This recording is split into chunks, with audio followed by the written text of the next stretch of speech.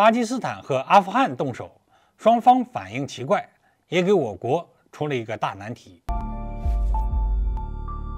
各位网友，大家好，欢迎收看本期中通 Talk。作为我国“一带一路”倡议的关键地区，巴基斯坦和阿富汗地区的和平和稳定，可以说对我国来说至关重要。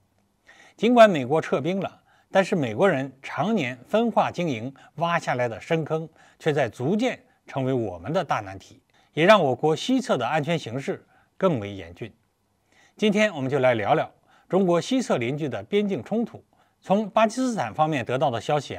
因巴方拒绝一名没有证件的阿富汗人入境，2月19号，阿富汗塔利班政府就突然关闭了巴阿国境线上的一个过境口岸。一天之后，也就是2月20号上午，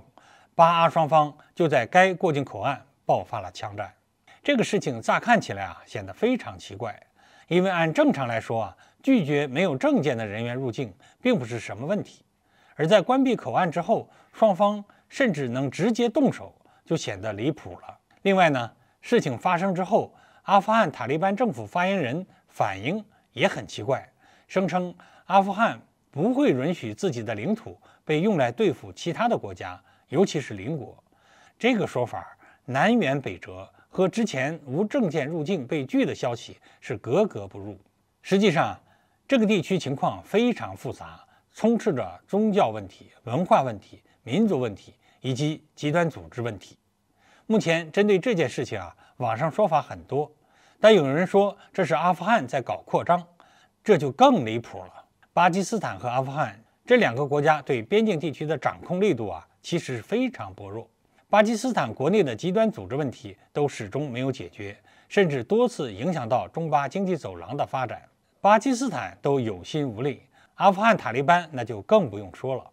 虽然赶走了美国人，但阿富汗国内的一些势力和美国遗留下来的后患始终无法解决，加上本身的一些文化、宗教问题，阿塔对内治理目前还面临粮食问题，未来更是有很长的路要走。说他搞扩张，实在是有些异想天开了。考虑到地区的特殊性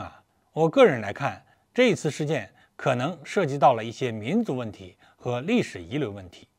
阿富汗在过去的10多年里，战争带来的破坏造成了大量的人口迁移，美国呢又有意在阿富汗内部制造分化和对立，接壤的国家中也有为了自己的利益逐渐向阿富汗伸手和渗透。时间一长这里的民族势力和集团就开始形成了。现在塔利班拿回了阿富汗的政权，但已经形成的那些势力和集团却已经是尾大不掉了。虽然名义上还在阿富汗境内，可事实上却犹如独立一般。这次的冲突很可能就是地方势力逐渐将本地的产能产出向巴基斯坦转移，导致了双方的矛盾。可悲可叹数十年的战争已经是硬生生改变了阿富汗的很多事情，不论是治理上的还是民心上的。站在我们中国的立场上，我们自然是希望我们的西侧安全形势可以好转，但很显然，历史因素、宗教矛盾和民族矛盾，以及美国人10余年的分化经营，阿富汗已经是积重难返，不是短时间内能够解决的，更不适合我们去出面解决。但这块地区呢，又涉及到我们“一带一路”倡议的安全与稳定。中国想要打通欧亚大陆的连接，就得帮助解决遗留下来的诸多问题。这还真的给我们出了一个很大的难题。